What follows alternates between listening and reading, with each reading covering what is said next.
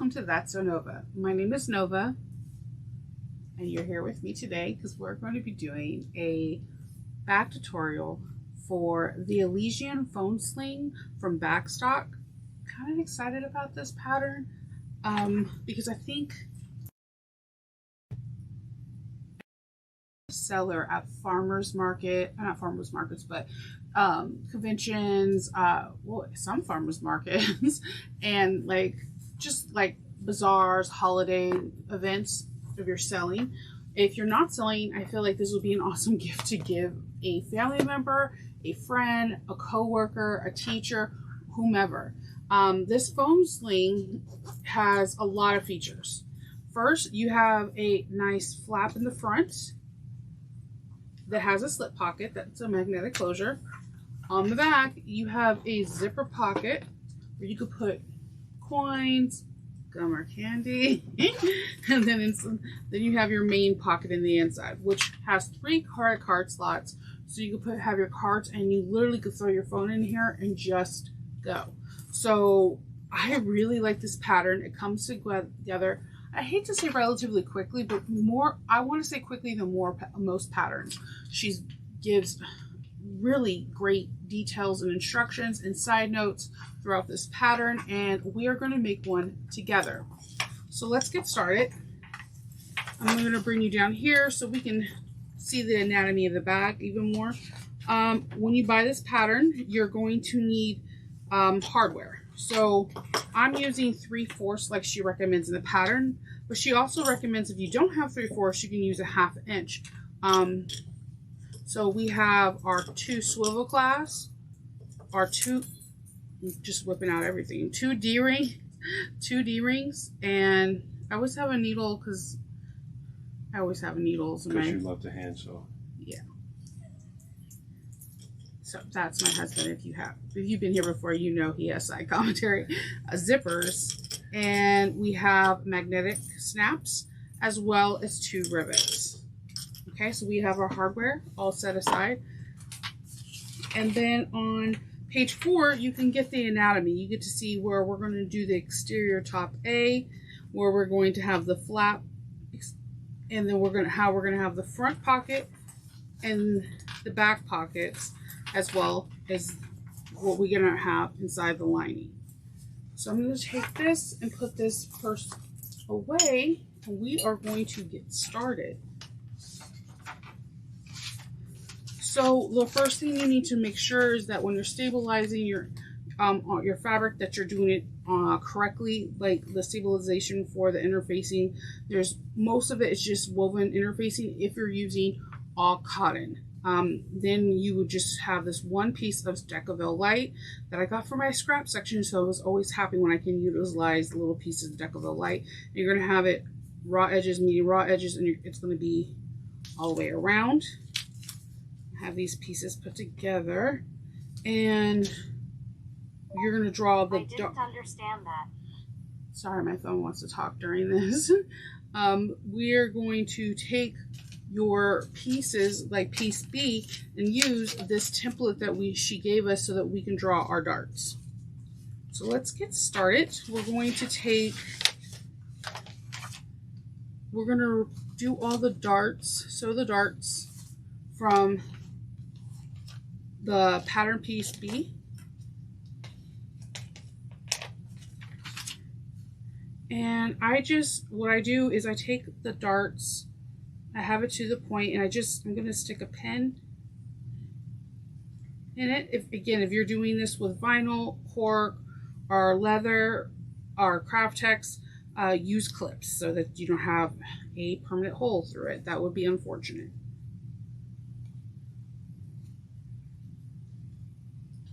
And while I'm here, I'm going to grab the lining piece so that we are putting darts in all 3 pieces that need to be sewn with darts.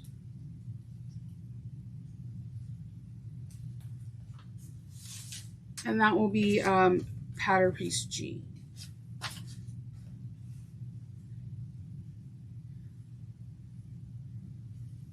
Okay. I'm using these magic pins that I got from Emmeline Bag, but you also could find at your local Joann's or Hobby Lobby, or better yet, probably at your local quilt shop. You can sew over the pins. At first I was really cautious about that, but now it's like my favorite thing to do. So I'm gonna use a smaller stitch length, because that is a note that she does put on there, is to use a smaller stitch length to help with the darts. Then I go a couple stitches back and forth. I'm doing a 2.5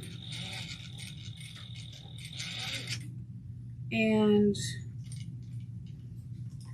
trimming my threads, and I really should have just brought my threads over to the other side, but what's done is done.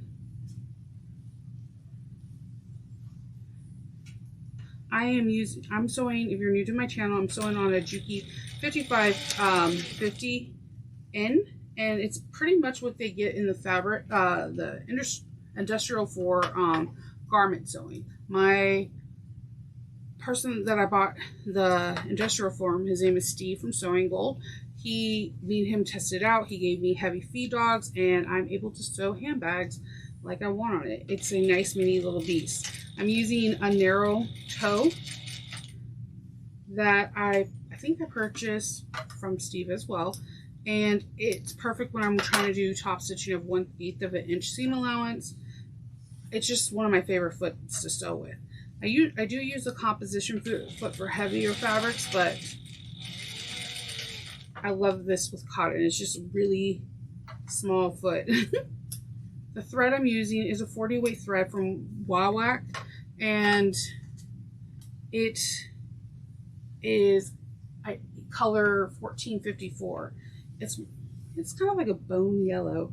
It matches this print I'm using, this linen.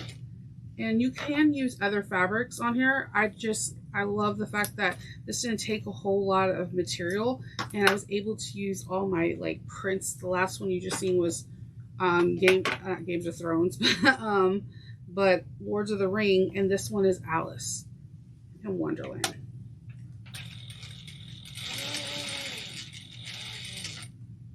Okay.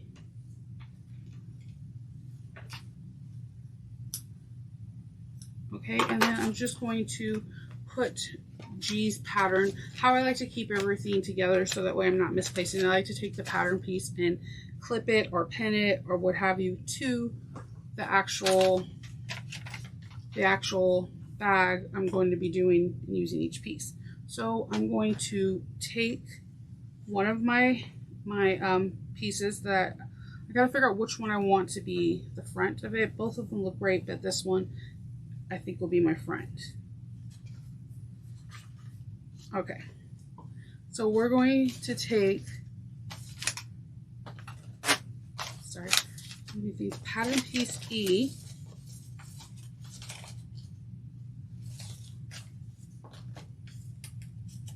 and we are going to be trimming off my excess woven interface, and I'm using, on this particular one, I'm using Woven Fix 2 from Serialbagmaker. At any time if there's something in my pattern, something when I'm making this pattern that you want to see and I failed to mention, just comment down below and I'll be more than willing to tell you where I got it. And I'm going to mark my centers, always mark your centers. And we are going to make some boxes. We're going to do 7.5 inches from the top. So what I usually do, I'm using a Westcott ruler. They have marks for every 1/8 of an inch, and it makes my life easier to use this. We're going to go 7 inches, and I'm going to find my center on here, mark it, and we're going to make a zipper pocket that is 4.5 inches wide. So that is 2 1/8 of an inch on both sides of the center mark. And then you can see it is exactly 4.5 inches. Okay. From there, we're going to draw a 1/2 inch line from each inline that we made in the inside, not towards the outside. We're going to draw a line. This is where we're going to cut. Kind of look like backwards ends. One's backwards, the other one's not. So the lines are facing towards you or towards the outside. All right, I'm going to match my center mark with the center mark that I have there and just pop a pin in it. And then we're going to stitch around this box. And I use, like for this particular thing, I like to definitely use a tighter stitch. You can go to 2.5, a 2. And whenever you have to stop at the down, put your needle down.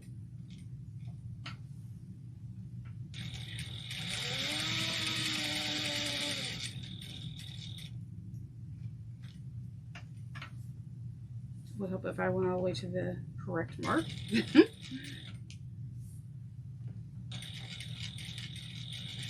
And make sure you backstitch well. I love this pocket.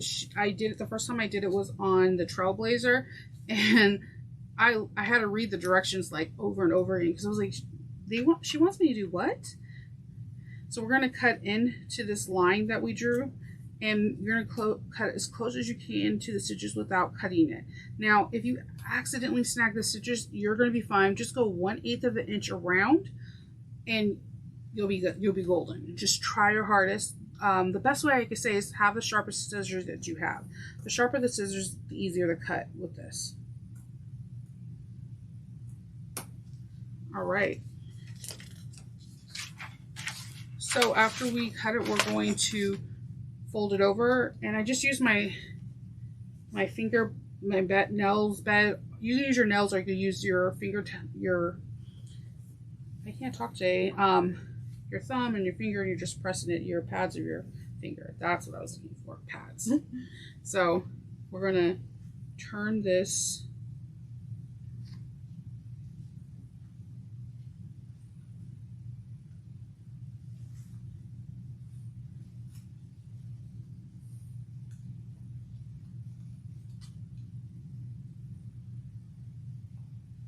and I'm just going to pop some pins in here so that way it'll stay. And you can use a seam roller, or if you're using cotton, you can just iron it. But see like how clean that looks? It's a perfect little pocket. You're good to go. Now we're gonna grab our 7-inch zipper, and we're gonna do something that feels really not natural. Especially if you've been making bags and you've been installing zippers, you're gonna be like, what does she what does she mean? We're gonna take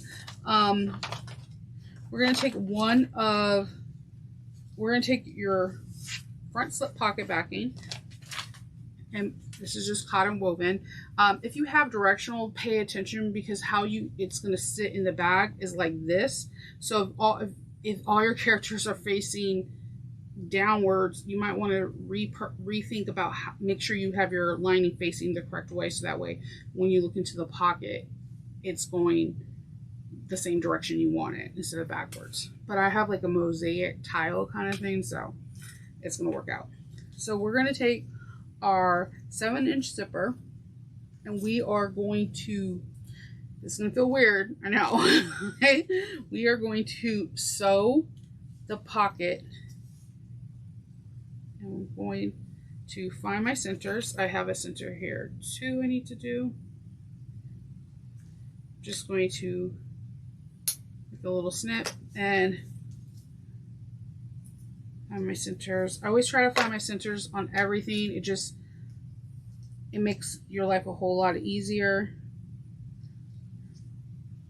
This is a sew line. It has a pin that comes with it that can help erase the marks too. So I'm going to find my centers, and with the zipper head going to the right, not the left. I know what you're saying. I feel you. I did this. I had a reader pattern twice. I'm in the testing team, and when somebody else that I deem as like one of my bag gurus said that they were lost too and they had to read that over and over again, I knew it wasn't just me and it's just a thing. Okay, so make sure this is how you have it right now, minus the dog hair that wants to be on my table. My dog is shedding really bad. The seasons are changing. So so you're gonna have your lining piece up. I'm hoping that you can see that here. Lining piece up. You're going to have your zipper head going to the right. You're going to have the wrong side of your zipper tape to the right side of your lining. We're going to base this at 1/8 of an inch. Wait, hold on. We're going to base this at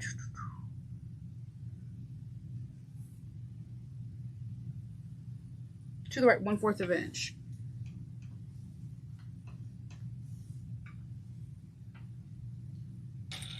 It's going to feel weird, but I promise you it's totally worth it.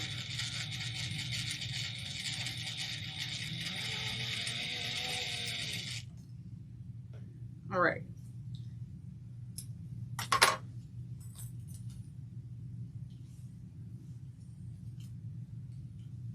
Then we're going to flip it on its back and finger press it.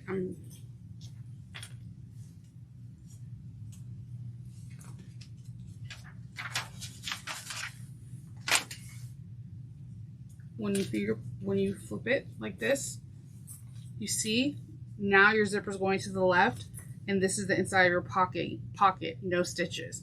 That is like it's like a little magic trick. So that is like the coolest trick. So I'm going to grab some double-sided tape. Just put it here.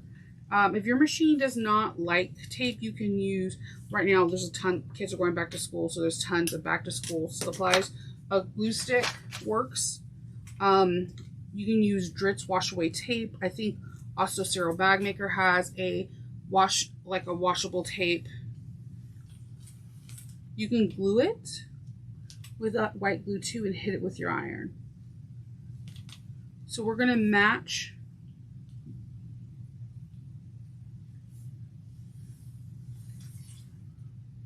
making sure all these align. I'm going to pop my pen in here.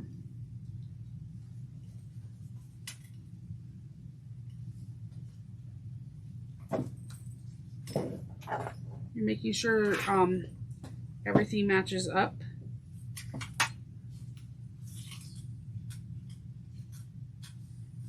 And everything's even, like it's flush, like the raw edges are with the raw edges.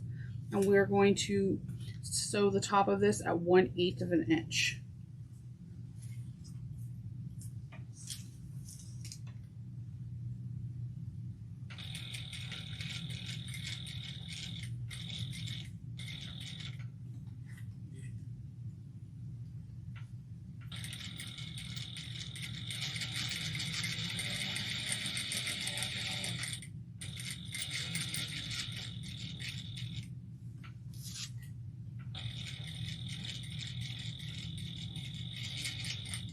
Okay. Then we're going to take the lining piece and we're going to match it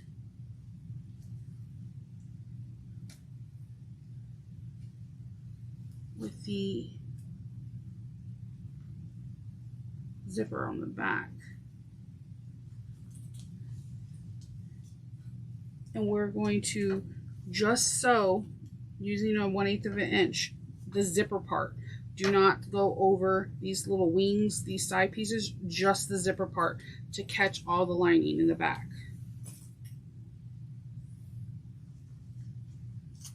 I know it's tempting.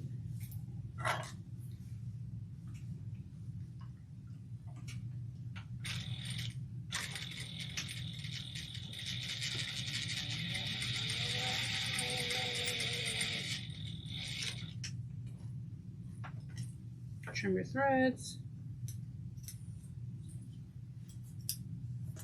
Okay. Then on page 10, we're going to fold these, just the wing parts where you can see the exposed V that we have, and we're going to sew 1/4 of an inch down.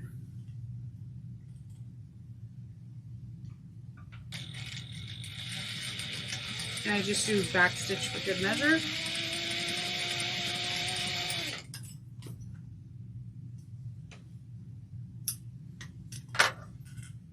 One-fourth of an inch.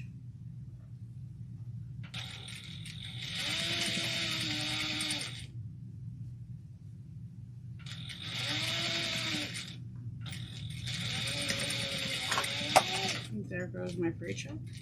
Okay. I'm just going to trim off the zipper heads, the zipper, like the extending part.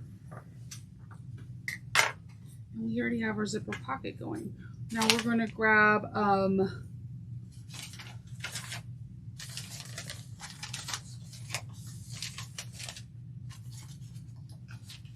have a piece. Exterior top A.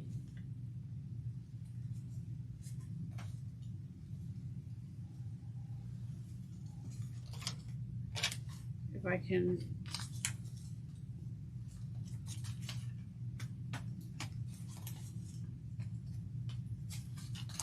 and we are going to use a pen or clip, whatever's easier. You can just pop a few clips in there just to make sure things don't shift.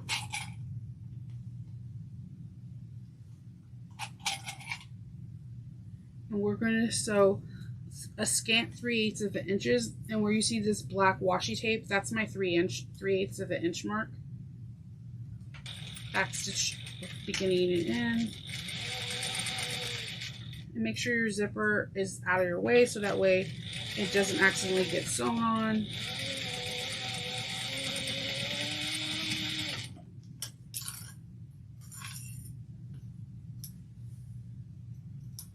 Then we're going to take, you can iron or you can finger press it up, and we're going to sew a 1/8 of an inch around the top, at the top, and catching this seam. Make sure it's going towards your top and not your bottom of the exterior piece.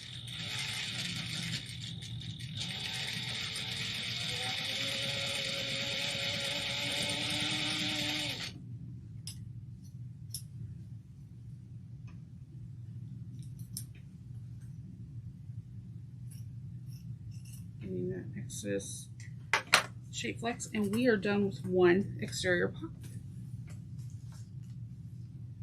Now we're going to grab our second exterior. We're going to not drop stuff. We're going to find our centers. I'm going to cut a little V, and we are going to draw a dot 2 inches down, because this is where we're going to place our magnetic snap, our female part of the magnetic snap.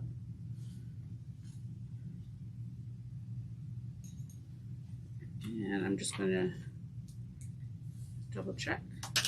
It's 2 inches, better safe than sorry. Okay. I'm going to get the female part to the washer. Man, this magnet is really strong.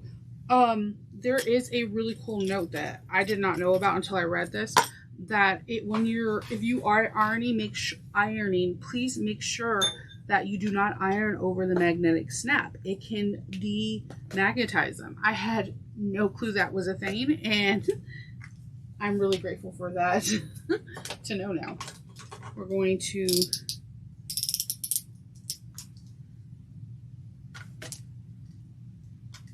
okay, I put 2 slices for the prongs to go through, and woven and not like cork or anything else. I'm just going to put some fray check on there just to be safe. because my cotton that I'm using, I think it's like a cotton linen base, and anytime you deal with linen, it can fray. We're going to push the prongs down.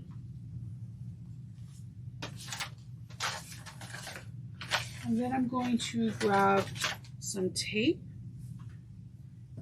This is electrical tape, and if you don't have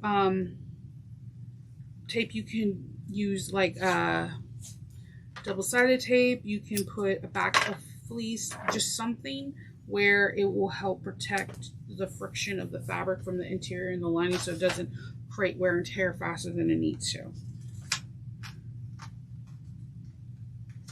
So we're on page 12. We're going to grab the flap.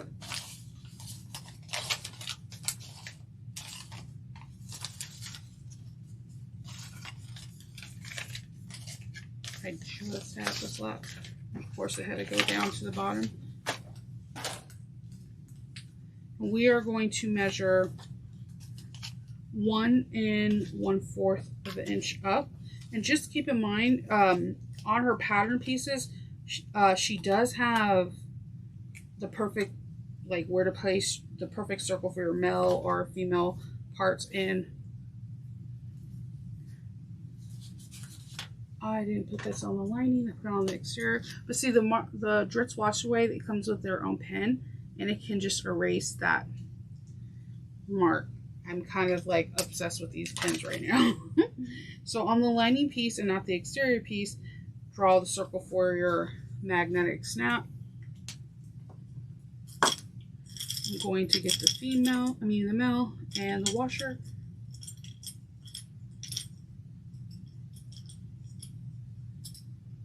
If the washer wants to come out. Okay.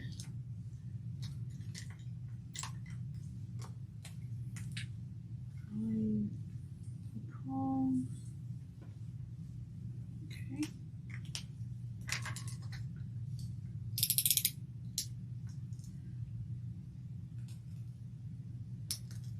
Okay. Get some gray check.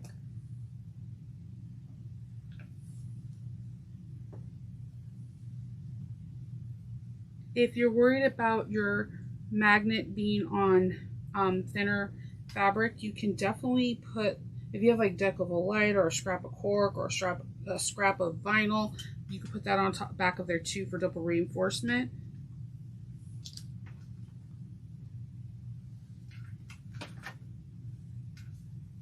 Yes, I can bend the prongs with my hands. I don't know, I have like really strong hands. If you don't, that's normal, because I'm not normal. That's a normal thing, and all you have to do is you can use the back of scissors, Phillips screwdriver, whatever you have. So we're going to move these things to the side, and we're going to create our next slip pocket.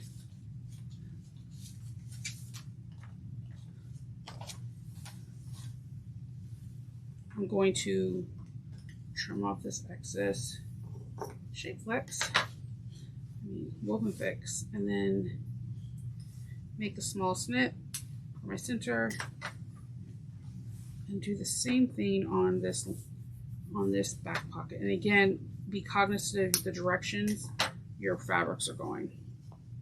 We are going to draw 1 inch. It's just easier for me to draw the 1 inch across the box.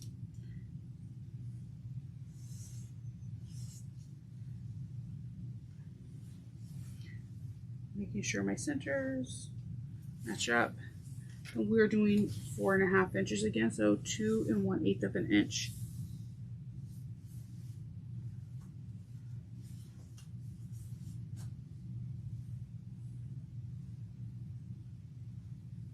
Okay.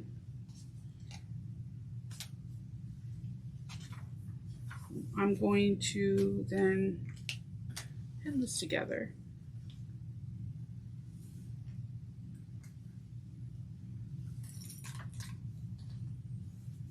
We are going to stitch again. A smaller stitch length if this is on cotton, helps tremendously. If you're doing vinyl or cork or craft tex or any other kind of material, just make sure your fabric's okay to have a smaller stitch length and the fabric won't perforate. So it's, if I was doing it on cork, I would do a 3.5. If I did a vinyl, I would probably do a 3.5 to 4, depending on the thickness of the vinyl.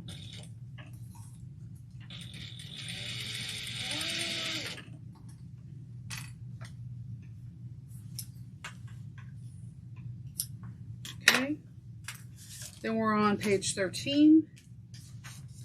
We're going to draw a 1/2 inch box inside the stitches that we just drew, very similar to what we just did. Drawing the line to cut, and you want the lines to go towards the center, not outside the center. Sharp scissors, and take your time. Don't cut into that stitch line.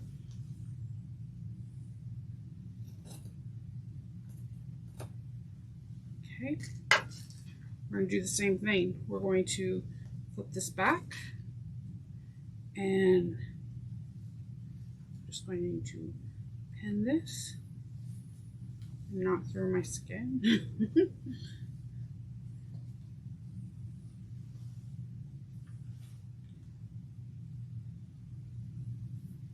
Okay, and then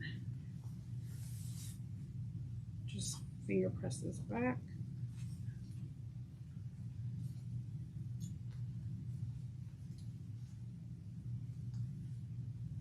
Okay, you see, we have another perfect little pocket. This time, we're going to stitch all the way around 1/8 of an inch, and there's no zipper.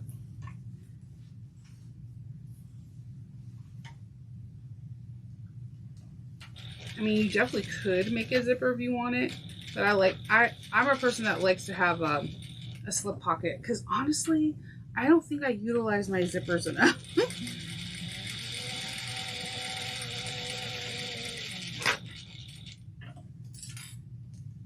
Make sure everything is cooking out correct.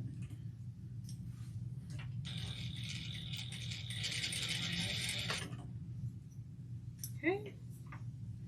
Trimming, trimming, trimming.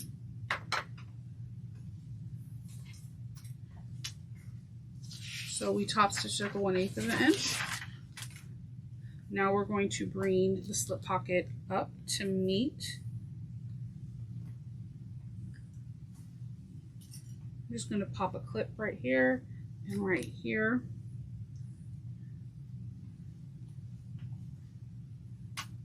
And I'm going to move this over. We're going to sew 1/4 of an inch down. It's the same, but because there's no zipper, we can't top stitch the top because there's nothing to attach it to. Make sure you back stitch in the beginning and end. I like to go back like 3 or 4 stitches on pockets.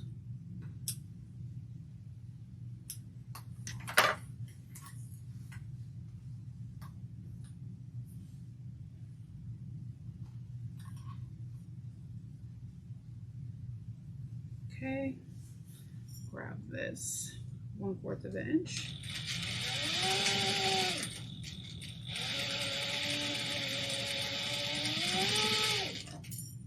Okay, trim, trim, trim. And we have the front. We are now going to make the flap. When I'm telling you we're almost done, we're almost done. The next is my favorite part. I love putting together not pockets, but actually when we're making the credit card pockets. I don't know why. We're going to put right sides together, and we're going to sew using a 3/8 of an inch mark. Just follow the line, because if you put the decouville in right, it's going to hit right at the 3/8 of an inch, and just follow it, and it will come out how you want it. Take your time on the curves. Like, again, if you have to stop, needle down. If you keep going, these curves. If you're a person that bakes, it's like rolling dough. Just, you want it with your machine.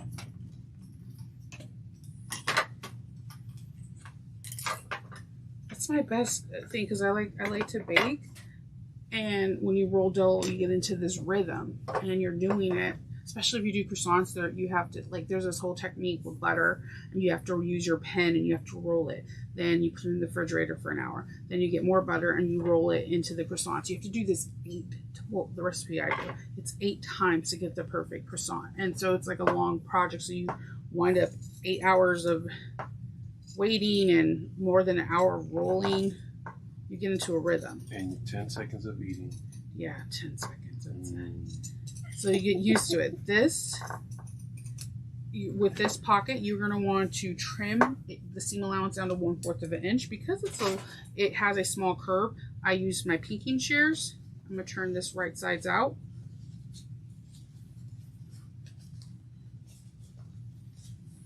Now, in the one I showed you earlier, I did have a magnetic snap that went on the outside because it was decorative and it was used as a purpose. If you do that, I would put that dot that you put for the inside, this inside one, on the outside and measure it, because if it's too big, then it could be complicated. Like, I did not put my magnetic snap onto the one I had until after I was right here, after I top stitch and I had that dot and I knew I could work it out. But we're doing it per the pattern, the modifications as you will. And I'm going to now top stitch this at 1/8 of an inch. You can increase your stitch length for top stitching.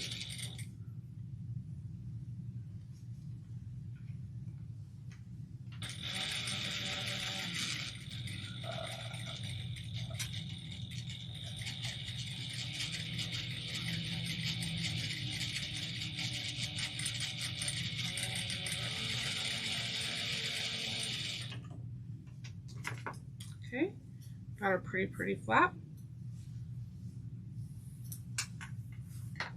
Now we're going to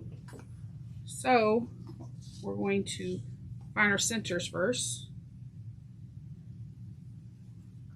because you don't want your flap to be like askew, like 1/4 of an inch or something. We're going to find our centers here.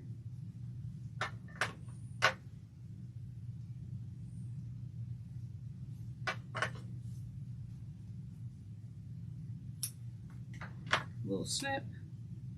And what you could do is definitely put your magnet on it to make sure everything fits nice and pretty. Got a couple clips, and we're going to top stitch real quick at 1/8 of an inch just to base it in place.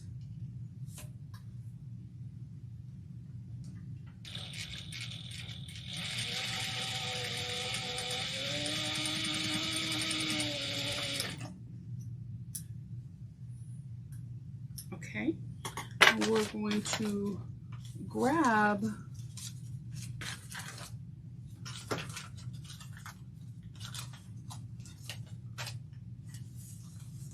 our other front pocket top A, and we're going to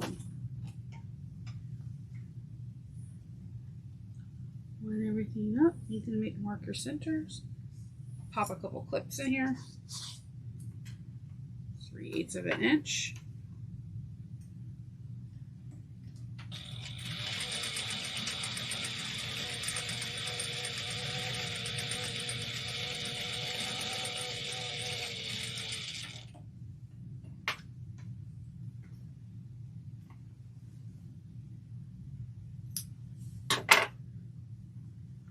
Finger press this up. Remove strings that did not want to get off your fabric. 1/8 of an inch, taking your seam allowance going up, top stitching on panel piece A.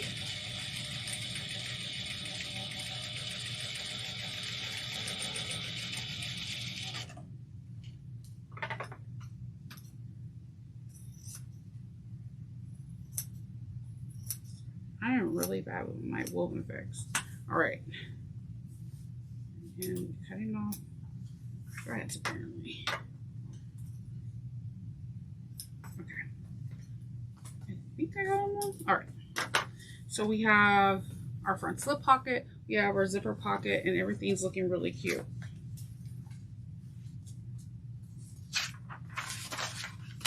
So this is the part I told you is fun. I know it's going to seem like, no, Nova, I hate doing doing pockets, but I promise you, her way, Nemitra's way is kind of genius. So you need to write, I drew a T on the very top.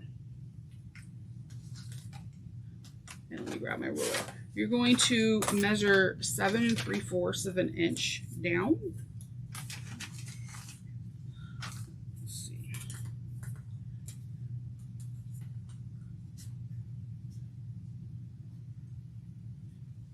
And you're going to make a line. You can use a heat erasable pen. I just noticed whenever I use the heat erasable pen, if I like hit it with one line, the other lines start disappearing and then I get frustrated. So we have 6.5 inches, and we're going to go another 6.5 inches, and then on the wrong side, we're going to write a T, and we're going to do the measurements that are on the pattern. This is where the fun begins, because you're looking at this and you're like, wait, we have similar pattern pieces on each side, and there's a there's a number to the side, and there's a reason.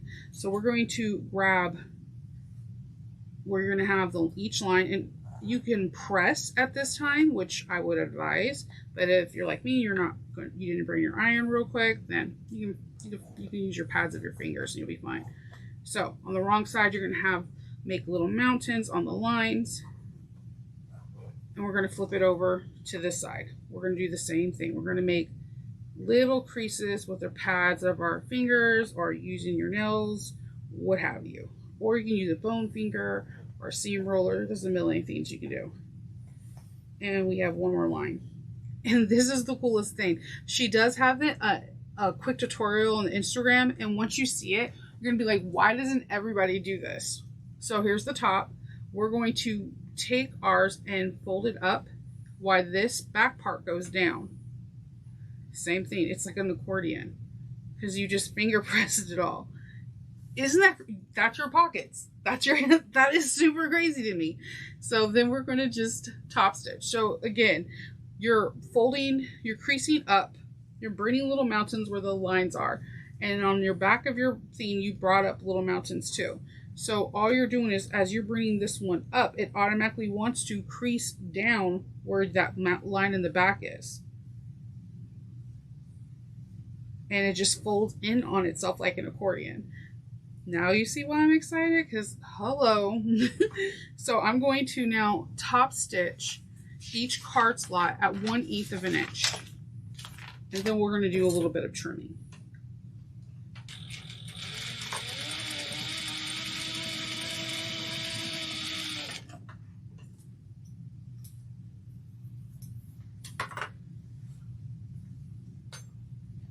Let's make another one.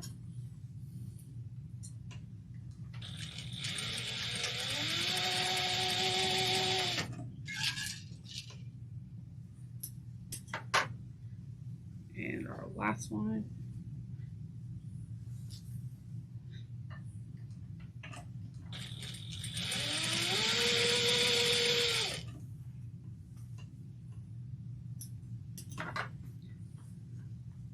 So as these fold on each other, bring this top one up, we are going to need to trim this pocket down. But before we trim it, we need to base the sides. So just make sure everything lines up. You can pop in a ruler and just look if it's like, to make sure all of the numbers are accurate. But again, if you follow the theme, then it just literally just falls in line. So I'm going to sew where the pockets are facing me. You could sew this way where the pocket's facing outside of the machine, but there is a chance that it can get caught, and then you're like, oh man, and then have to use your own, seam ripper. We all don't. It's a love-hate relationship with the seam ripper. If you're doing this with waterproof canvas, then I definitely recommend you to like use a seam roller or a bone beater. I mean, you can hit waterproof canvas on the right side with some heat and it shouldn't melt, but it's the back that might cause you problems. Let me trim off this interface that I didn't trim. Okay, we're going to do this on this side real quick. Just like 1/8 of an inch, just capturing all the layers so it doesn't shift when we're putting our next steps. Okay, so this pocket needs to be 8 1/4. I am going to grab my ruler.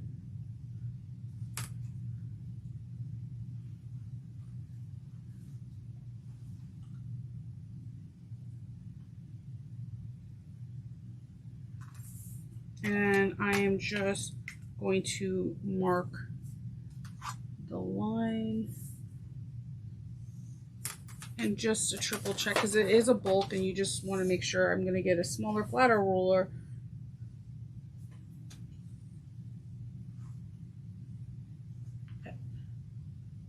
Yeah, okay, so I'm going to cut this little part off and then I'm going to use the water part of the pen to take off the T and any lines that I have on top of the card slot. If it's the inside, nobody's gonna see and it doesn't bleed, so we have that. We're going to now take your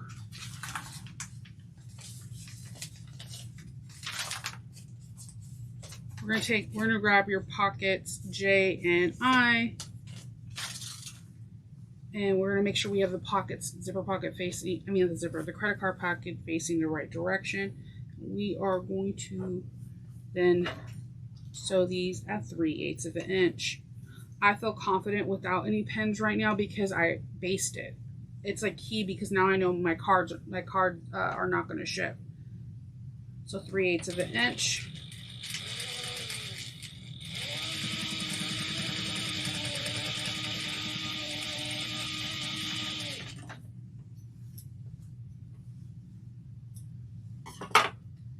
And we're going to finger press, and we're going to top stitch at 1/8 of an inch, and top stitching on this piece and not the credit card pockets.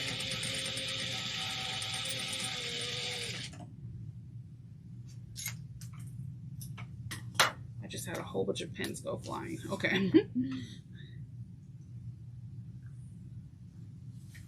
I'm going to do the same thing on this side.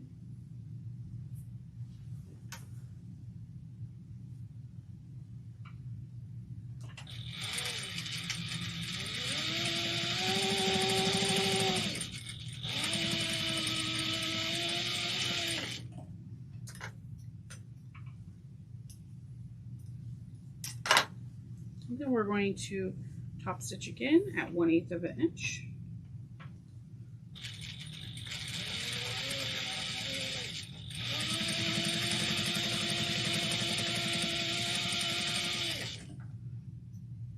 And this is like a hair bigger. So what I'm going to do is I'm going to fold this over and kind of, this happens. Sometimes things can shift, but I want it to be even, and I'm just tracing the area that I'm going to trim out, but still making sure it's the same exact shape as the other. And there we go. So then we're going to take our template that was part of the pattern and we are going to draw our little darts.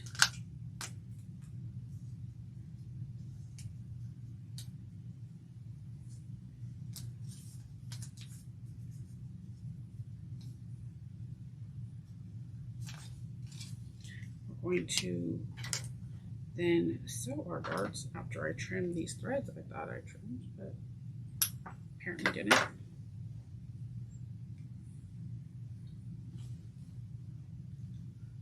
You could pop a pen or a clip, whatever makes it easier.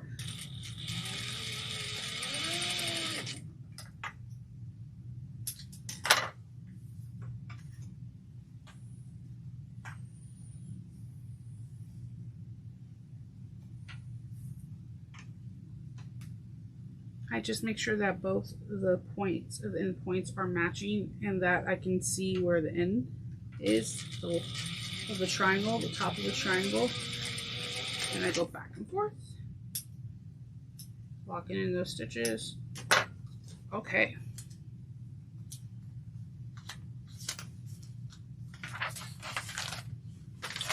We are going to take our connectors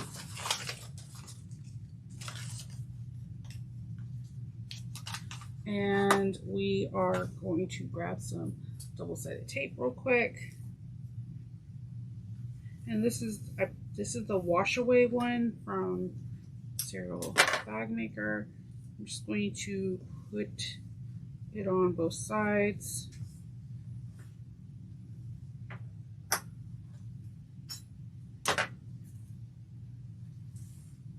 Let me draw a 1-inch box. 3/4 of an inch. 3/4 of an inch. There we go.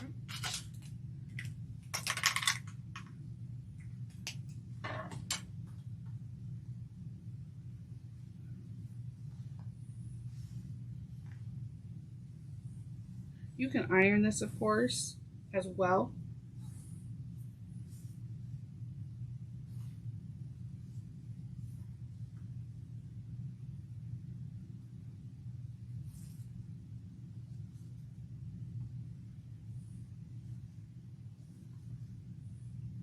Okay, and we're going to top stitch this at 1/8 of an inch going down both sides.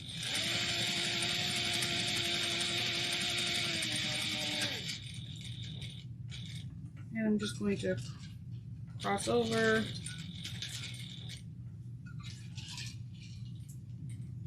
And let's see.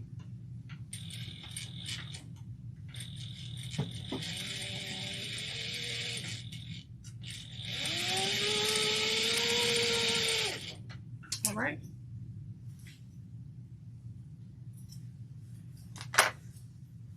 And I'm going to cut this in half so I can have the two connectors.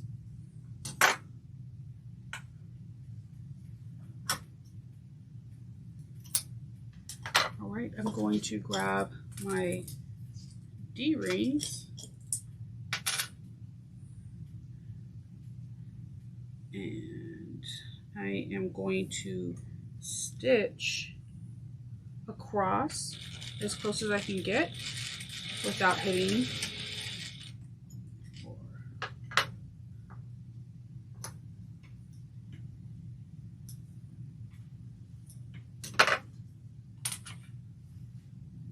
Grab my machine decided to unthread itself real quick.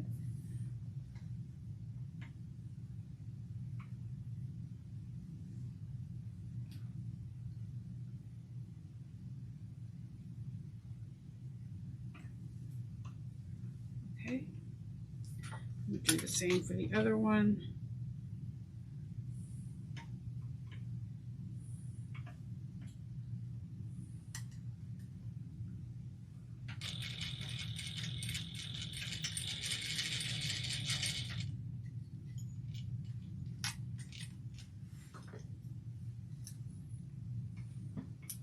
Okay, that's all done, and then we're going to grab where the pocket flap is.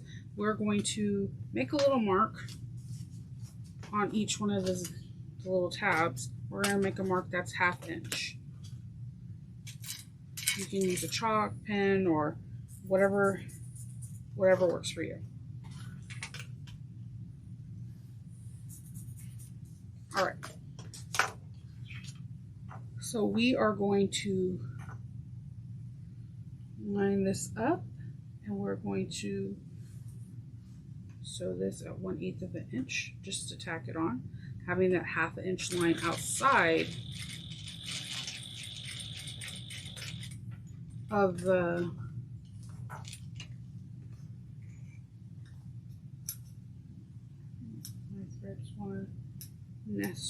quick. There we go.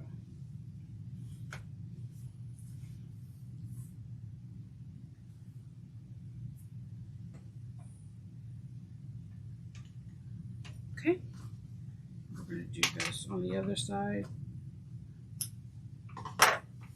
So again, having that 1/2 inch mark on the outside, and then basting this on with the 1/8 inch seam allowance.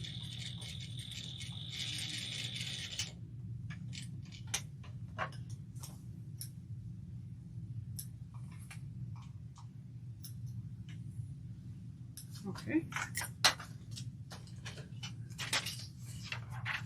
We're going to now take our main zipper. It's a 7-inch zipper, and you're going to measure 1 inch down, and it's where these green lines are. We're going to open it up. We're going to fold where that 1 inch line is, and you can either hand sew it on, or you can kind of do what I'm doing. I'm going to pop a pin in and then sew it down.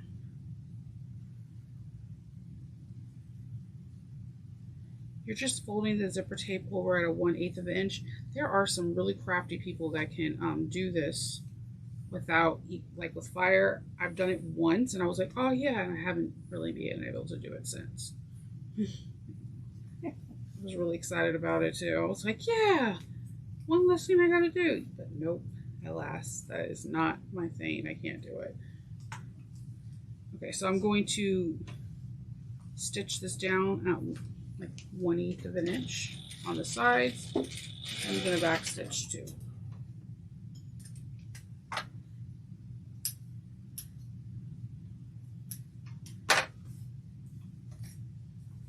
And do that here on this side.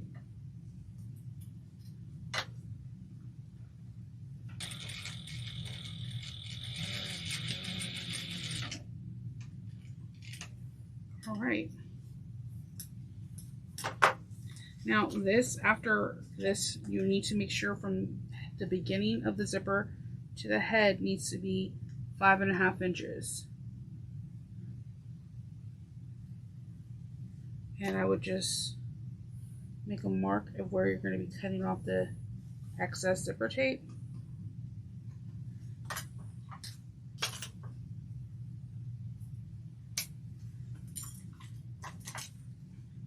You can fray the ends, or you can use fray check at the ends.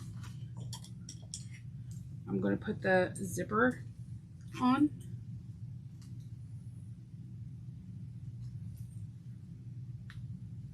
This is a size 5 zipper.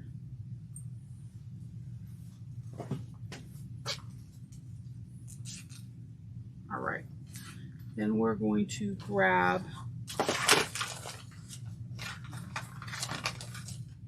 our zipper tab, and we are going to fold it in half. We're going to fold it in half, finger press, and then we're going to fold each half into itself. Then we're going to place our zipper tape in the middle. Now you can use double-sided tape on this, or a couple of clips, whatever's easier for you. We're going to top stitch this at 1/8 inch.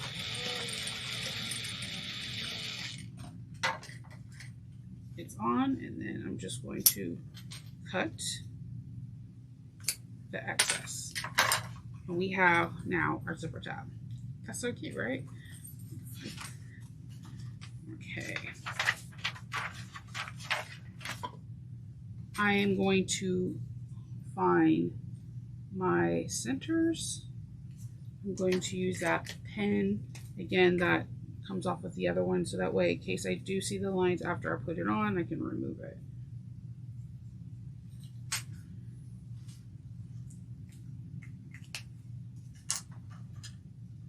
And then find our centers on the main panel.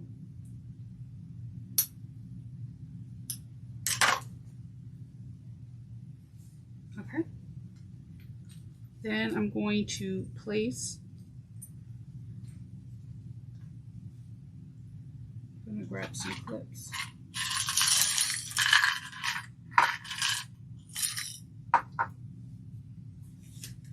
Okay. I'm going to place right sides together, the zipper.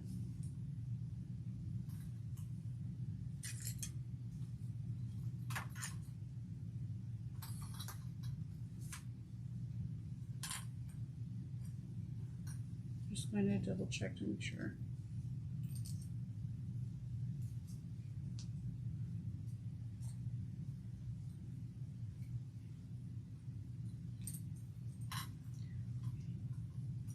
I'm going to base this on 1/8 of an inch.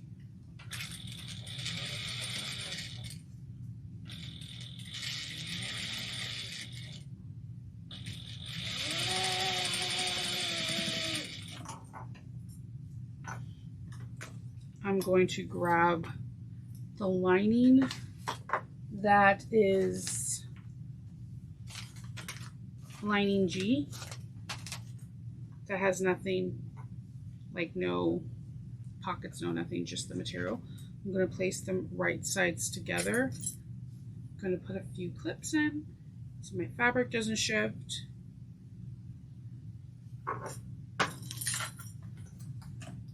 And we're going to sew this together at 3/8 of an inch.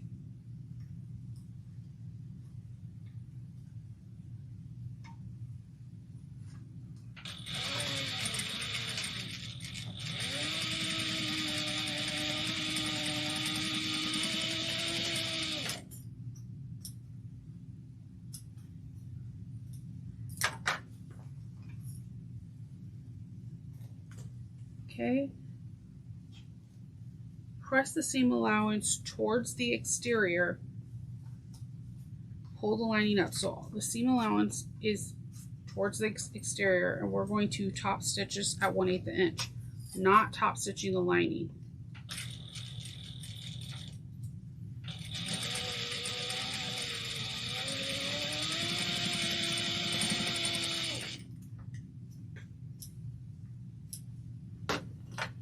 Okay, let's get the second one done. You're gonna find your center.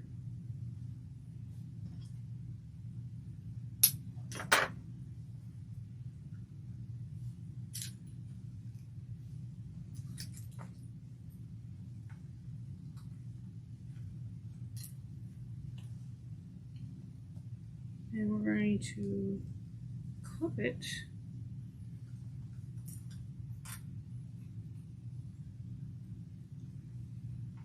And sew this exterior on at 1/8 of an inch.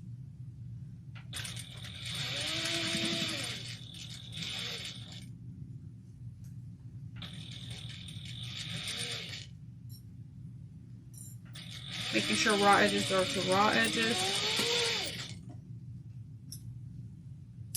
And then we're going to find our centers here. And we're going to clip this, and we're going to follow the 3/8 of an inch seam allowance.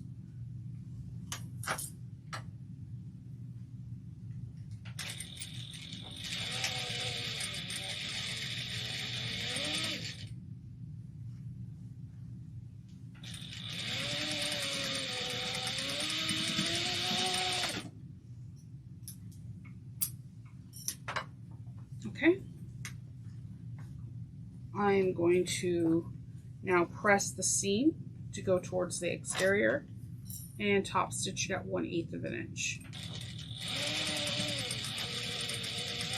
And the lining's right here. We're not top stitching the lining.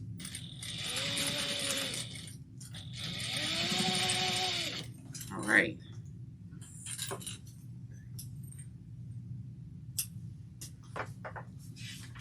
All right, so we're going to now open up the zipper, and we're going to put right sides of exteriors to right side of exteriors. What I like to do is I like to match up the fold mark on both sides before I start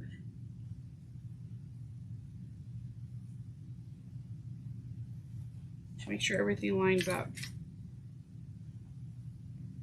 Make sure that I take my D-rings and I have them facing towards and they're not folded in on themselves. And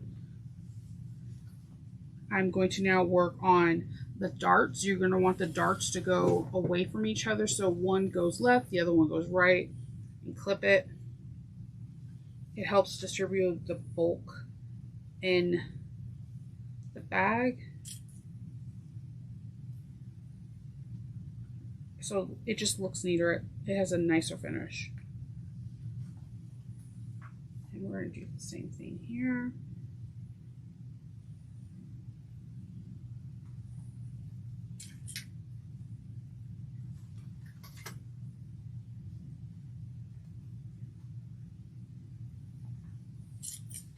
Okay. And somewhere here we're going to need to have a 3 to 4 inch opening. So you can do, this is the lining. I was like, let me make sure this is the lining. I'm going to do it from actually here to here. I'm going to do a 4-inch opening. And then what we're going to do is just, you can clip various clips around your bag, making sure raw edges touch raw edges.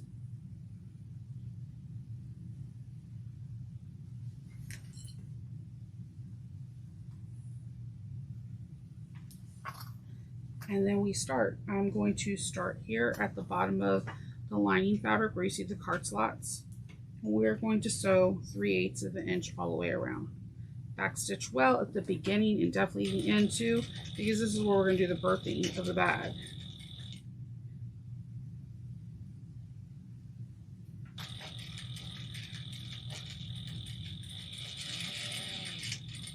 I like to go over the darted seams just one or two back stitches.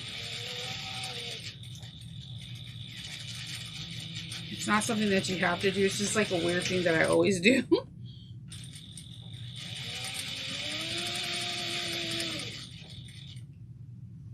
Okay, this area is really important because you want your seams to be touching.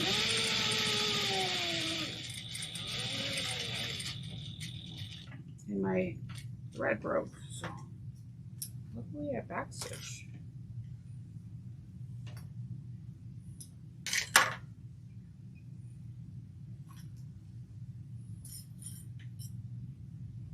This is like the third time, yeah. Maybe it's...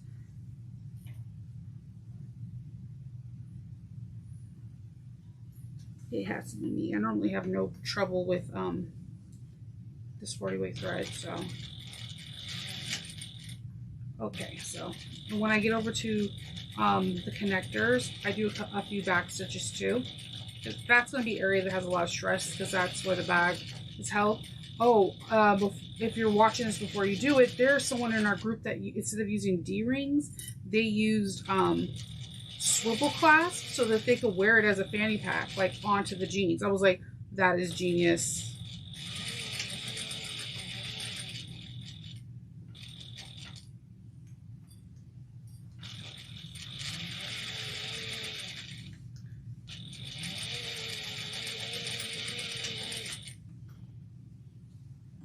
Just moving the pocket out of the way so that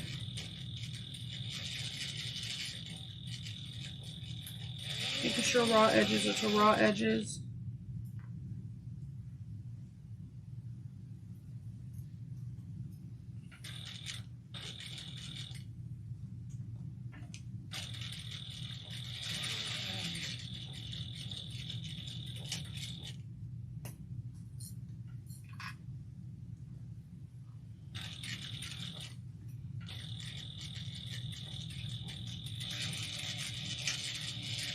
And then when I get to the edge, I mean not to the edge, to my the other end, I'm just gonna, a couple back stitches.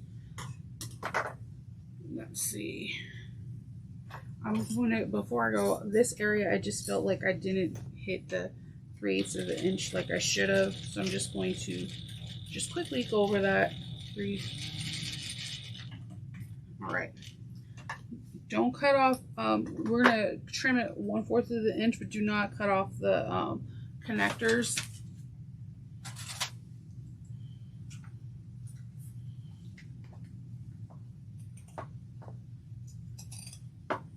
And I'm just using a pinking shear because this has a really nice round end, and I just want it to poke out and with all its dart glory.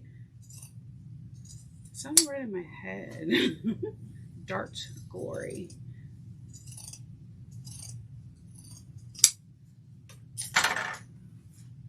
Okay, and let me just do this side.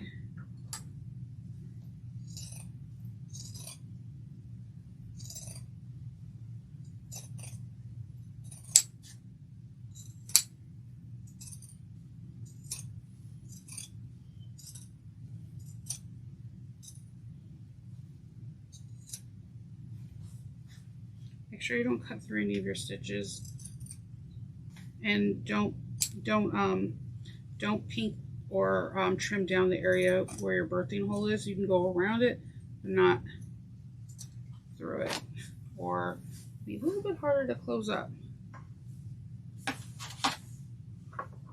And just where those, I know this area is going to poke out, I'm just making sure that I get that extra out, so that way extra bulk out. All right, so now we're going to birth it, and you have your zipper open. So I just take it and I go lining first.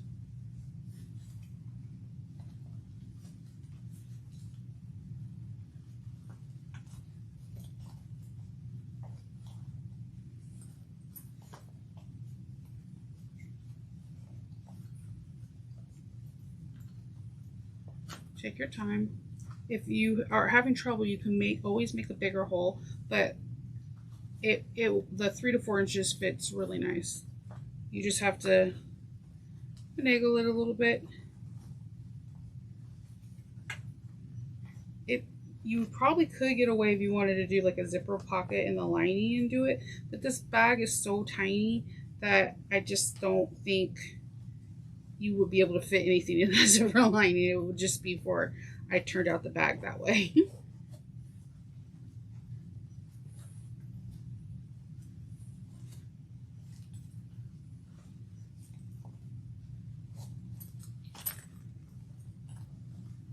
And I'm just going to grab the exterior now.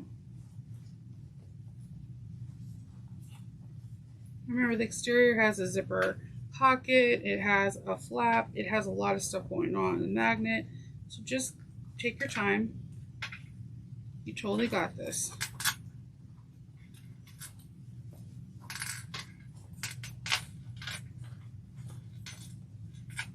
Okay.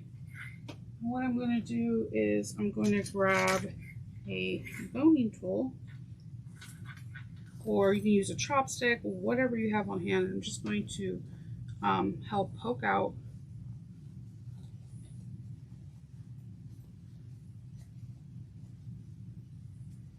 and start at edges.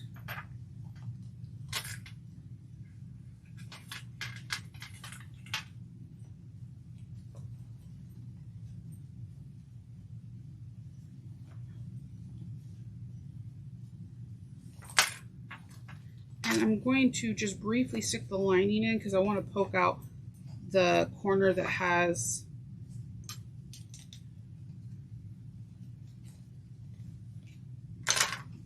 that little peak thing. And before I close the lining, I'm going to poke out the lining's dart area.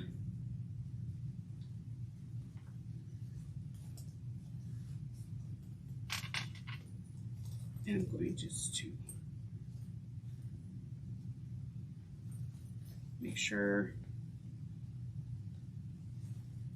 everything's really fine. And then I'm going to take the lining and I'm going to, you can hand stitch it up, or you can do what I'm about to do. I'm about to just close it with the sewing machine. Okay.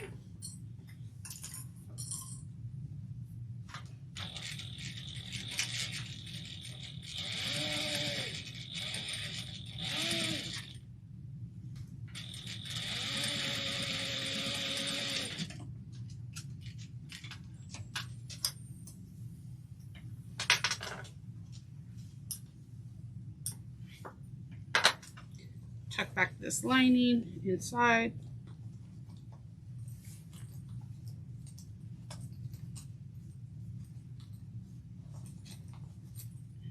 Make sure it doesn't get into a credit card slot. Just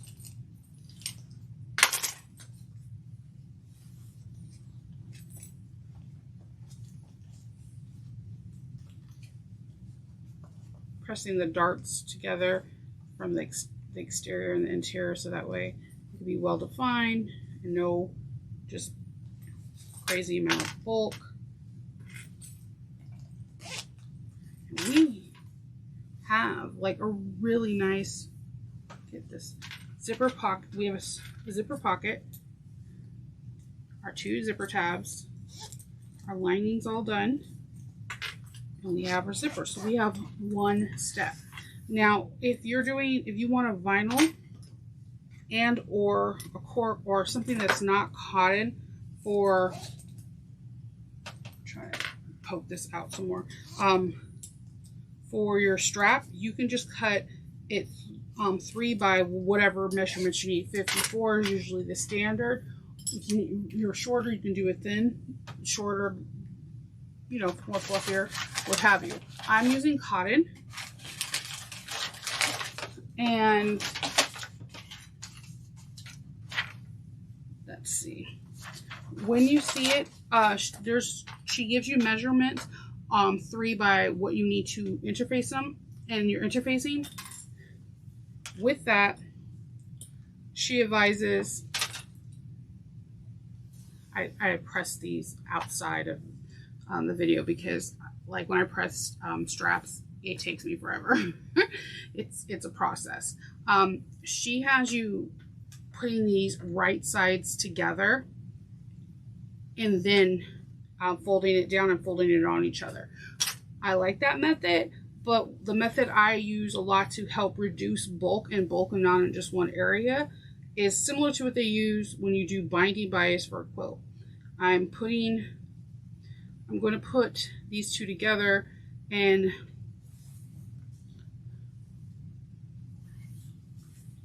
go here.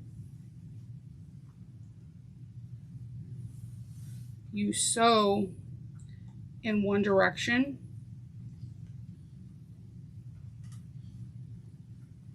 I'm trying to get these flat. I'm sorry, they're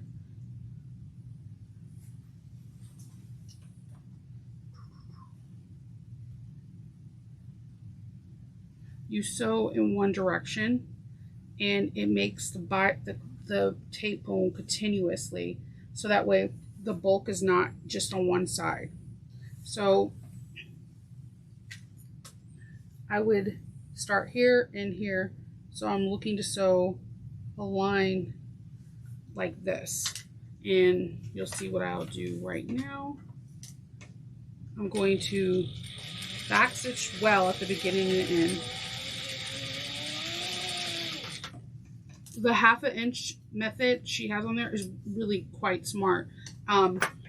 But I have when I get that one lump big bulk, my machine starts to not act the best. So I'm taking double-sided tape that's 1/4 of an inch.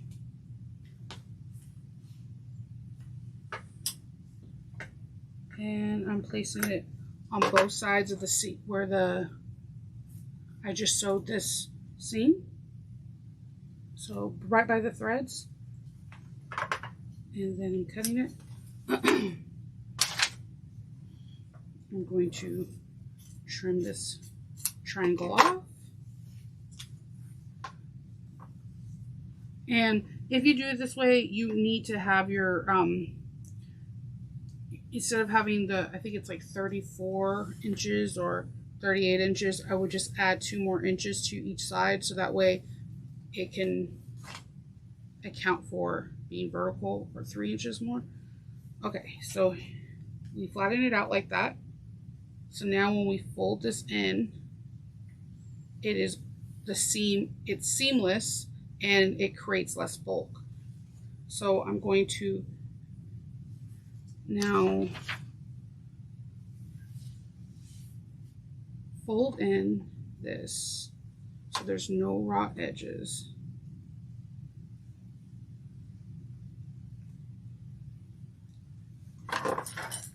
And we're going to do 1/8 of an inch back stitch well in the beginning on both ends.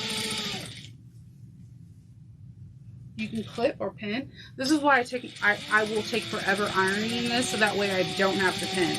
I know that's kind of weird laziness, but it works out for me.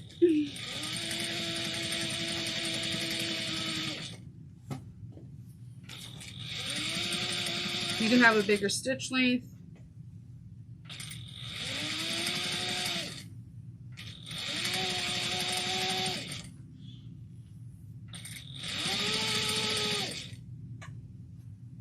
Trimming any extra burrs, any extra threads that are hanging out.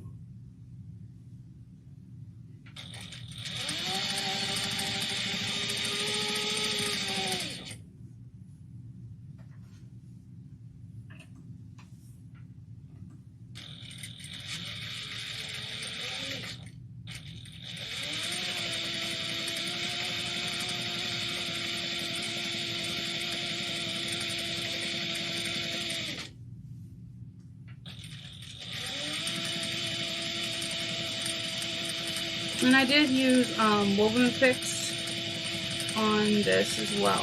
So before I get to the end of this,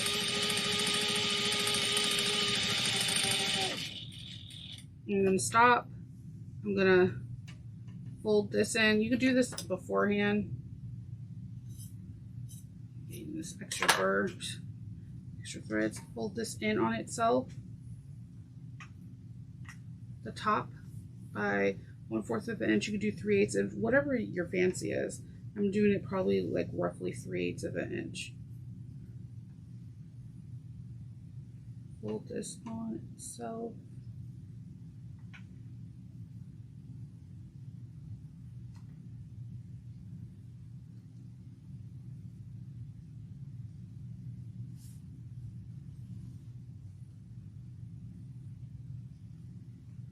Okay.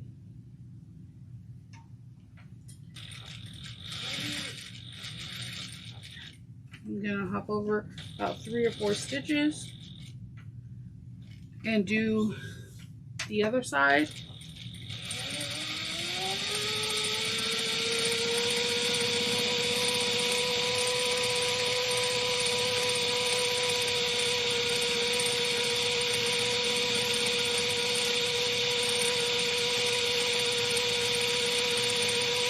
I just let it fly on the other side because it doesn't have the opening.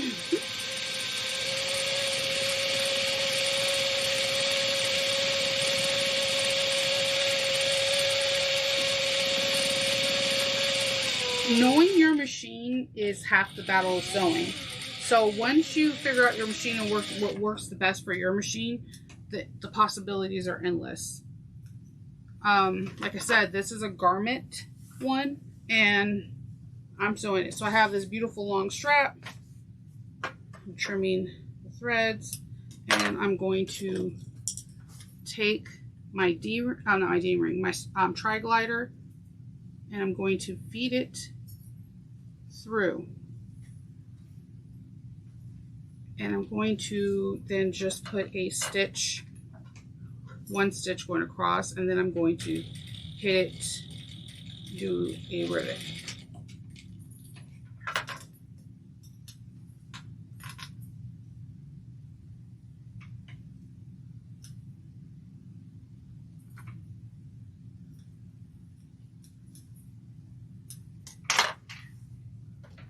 Get my hole punch.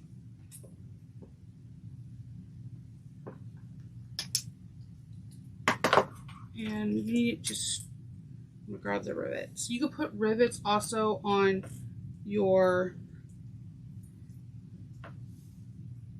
tabs too.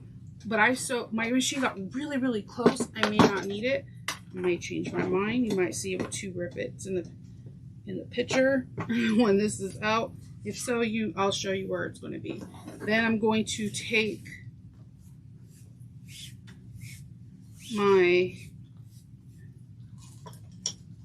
one of my swivel clasps, and I'm just going to feed it through first feed a swivel clasp through, then let it go through the tri-gliders again.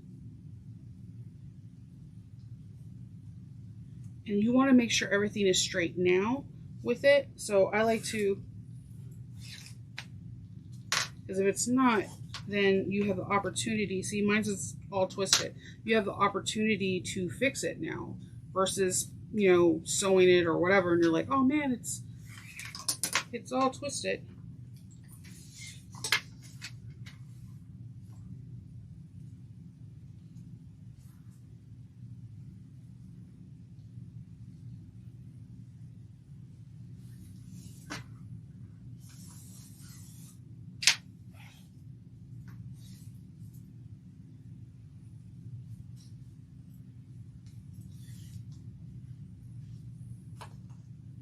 Apparently, I am just twisting everything up today.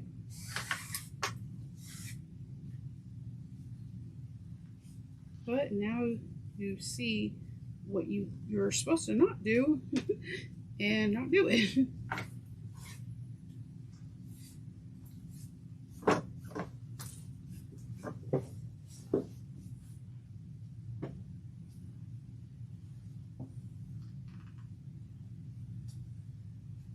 Okay.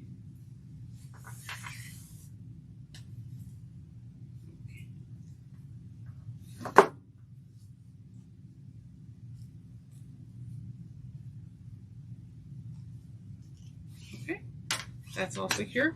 Then I'm going to grab my other swivel clasp, and I'm just going to sew this down. I'm not going to where the bulk is, but like right underneath where the zipper, not the zipper, where you closed off your ends, so the raw edges are inside, just below that.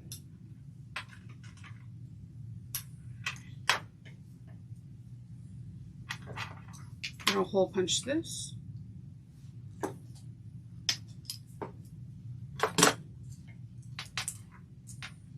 Get a rivet. My rivets are from Emmeline Bag. My press is from Minkus Margot on Etsy. They're a little mom and pop shop, but I really love my press. It has like a million dies that you could purchase too, like spikes and really cool stuff. All right.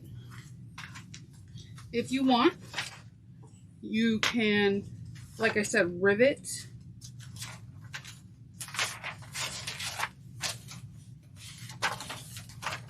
like right here and here, so that way that the tabs can stay.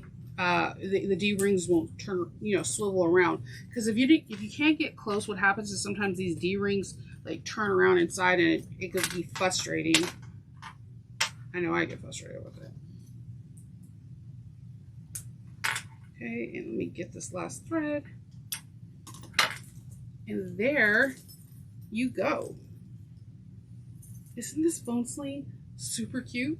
You have your magnet slip pocket, you have your inner slip pocket that has these really cool carded cards, and then you have an outer zipper pocket. This is really on the go and just leave it and go. And you can make, if you're, let's say you're doing these for like a Christmas craft show or Winterfest or whatever, this, you can even get just like neutral color webbing that's 3/4 of an inch and not have to make the actual strap itself, and that can help with time too. But this comes together really, really fast.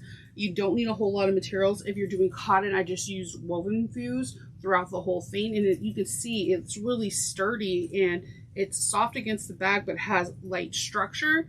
You can use cork or vinyl, whatever. You just have to adjust things to your machine and what you work out the best with. So this is it. We are done with the Elysian phone sling by Bagstock. If you have any questions or comments, if you want to know something else I used in this video, please leave a comment down below. I would greatly appreciate it. If you can like, subscribe, and share if you think it's worthy, it will do everything for this channel. And until the next time I see you, happy sewing. Bye.